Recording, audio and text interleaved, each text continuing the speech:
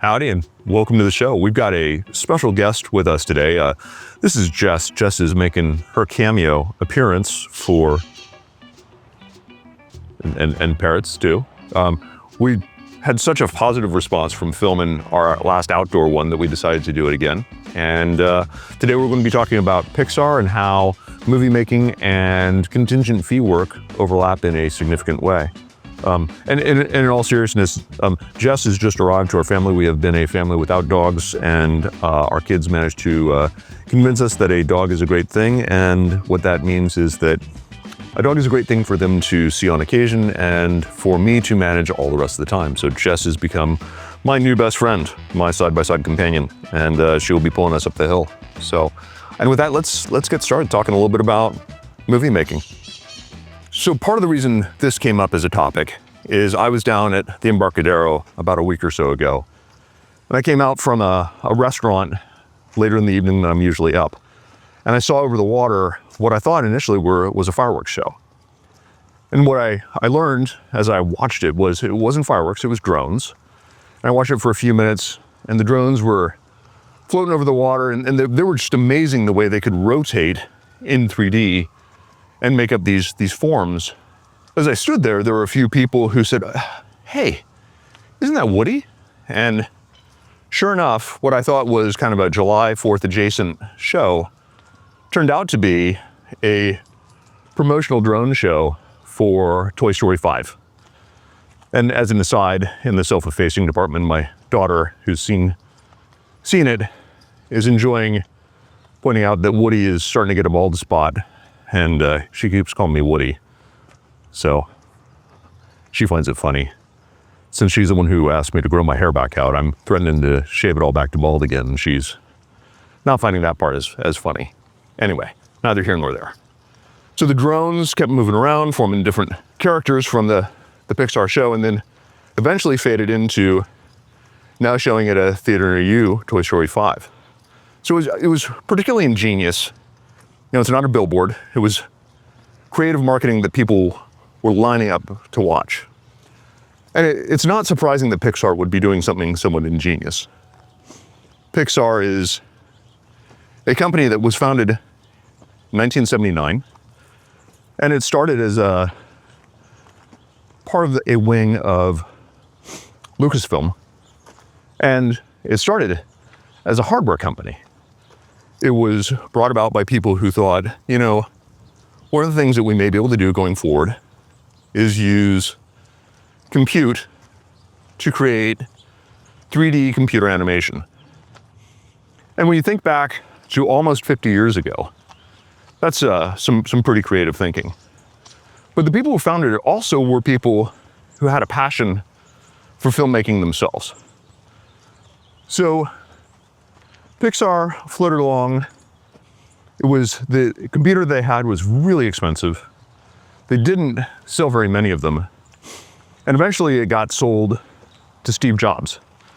And Steve Jobs was just coming off being ousted from Apple. And it continued through the 80s to not be a high performing company in terms of the sales of this super expensive computer. What did happen, though, was they set up a small unit to demonstrate the utility of the computer. And that small unit did computer animation. One of the shorts that they created, Tin Toy, turned into an Oscar-winning short. And that's when Disney noticed. Disney, in the early 90s, started working with Pixar, and I believe it was 1995, what ended up coming out was a movie called Toy Story. So almost, is that over 30 years ago was the first Toy Story. And if you want to see just how far things have come, it's really interesting to see Toy Story 1 against Toy Story 5 in terms of the power there. So the rest was history. Pixar became a very successful movie-making company, eventually getting folded into Disney. But the movie-making period is one that is really where we're going to examine the benefit of what Ed Catmull and Pixar and their approach can use in terms of helping us understand why movie making is a good analog to contingent fee work. So, why is it an analog? Well, movies typically require 2 to 5 years worth of work. It requires tremendous work put in. The way Pixar measures work is with people weeks. How many people weeks does it take to put a film together? In addition to the time investment, there's a cost investment. And through all of that, you have to be creative about how you put that story together in terms of having an audience and ultimately being able to sell the movie. So at this point, it should be somewhat clear. How is that similar to litigation? You've got an individual, typically who's injured. You've got to invest costs in terms of experts, depositions, all the work that goes into litigation. And you've got to build a theme that your jury is going to get around. And you've got to put tremendous time and effort into it that can oftentimes take 2 to 4 years, sometimes longer if you're going up on appeal. So this then becomes the foundation for why movie making and contingent fee work have analogs. People are probably familiar with the phrase greenlight, and that's when a studio says, you know what, we got enough here to be able to decide that we're going to move forward with this project. The script is good, the concepts are good. And so in our world, the analog there is sitting down with the client, figuring out, do we have the elements that we need, the tripod that we need in order to prevail? So most people know that tripod: liability, damages, collectability. Any one of those legs is insufficient and you don't have a viable case. Now, one of the things that people might want to do is, if one of those legs is short, but the others are super strong, it might be worth investing a little bit of time or effort.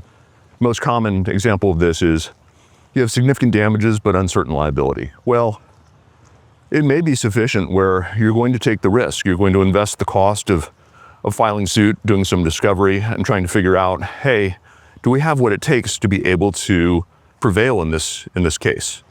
So, but ultimately, you're going to need to have all three of those legs solid in order to be able to prevail at trial.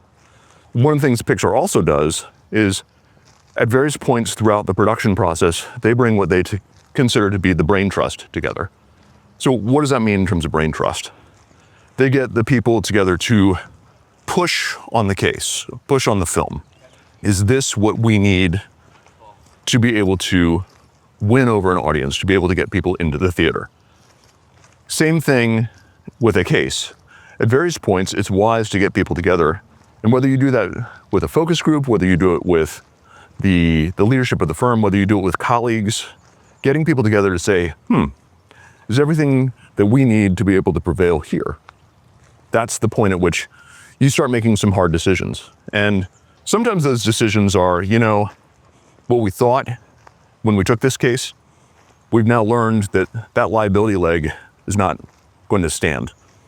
And that's when you need to start making some hard decisions. There is something that people sometimes go down, and this is the sunk cost fallacy, where the idea that, gosh, I put so much time and effort into this case, I might as well see it all the way through. You're doing a disservice to your client, you're doing a disservice to yourself if you think you're going to be able to turn a weak case into a strong case just by continuing to take it forward to trial. Doesn't always work out. So being able to help wrap that case so that the client doesn't feel like they've been taken to trial and then get a loss, let alone your costs and your time. So a challenge for a lot of lawyers, well, Jess, challenge for you is you apparently don't want to go down this path. So a challenge for a lot of lawyers is having that hard decision-making moment. It turns out that this case is not what we thought it was. It's a case where we need to reassess and potentially resolve the case. So the best way when you're having that kind of a conversation with the client is letting the client know, look, I don't want to waste your time, your effort, and expose you to the potential for cost of defense. And that's when you start deciding that this is a project that's not going to move forward. Much like a film where what originally seemed to be working out pretty well turns out to not be coming together and the story is not working. Now, sometimes, it's a situation where what you thought was a liability theory going one way turns into a liability theory going another way. I think back to a case that I originally thought was a products case on a grain silo, but then turned out to be something completely different. It turned out that there was a safety consultant who had not identified the risk within the silo. Not a products case at all. We were definitely going to lose that one. But by doing the discovery in the case, we actually found a viable defendant another way. And so one can shift the focus of the case, and you see that within movie making. You can shift to a story that actually works a different way. I'm going to shift because Jess here is telling me that there's something that she does not like about this path. So we're going to give her a treat. I'm going to look at my notes, and I'm going to come right back to this. So Jess has dictated that we're going this way instead of the other way, which means I don't have as much time because we're going to start running out of path, which is fine because we've kind of gotten through the big meat of the matter. What I was referring to previously, though, there are, in essence, what one might call 3 honest exits to a case. So whether it's a movie or a case, if one runs into trouble, you can invest more to see if you can get a path forward. You can restructure, meaning, is there another way that we can build this case and turn it into something? Or you can reach the point where it's exit. And that's having the hard conversation with the client that we really shouldn't pursue this any further. We should look for an exit strategy. As we talk about costs and time investment, there are 2 areas where plaintiffs' lawyers tend to be less good at and where defense lawyers tend to be better at. These are tracking costs and tracking time. Now, costs, plaintiffs' lawyers actually do tend to be pretty good at keeping track of the costs on a case. Now, a good rule of thumb that I learned growing up at the Veen firm is you want to try and keep your costs less than 10% of the total gross value of the case. So if you got a case that's super complicated and there aren't a lot of damages, then you might determine that, hey, look, I can't justify having 10 experts on a case that's going to resolve for $50,000. That's just kind of that rule of thumb. Sometimes case costs will grow. You just need to do your best to try and manage them as best as possible.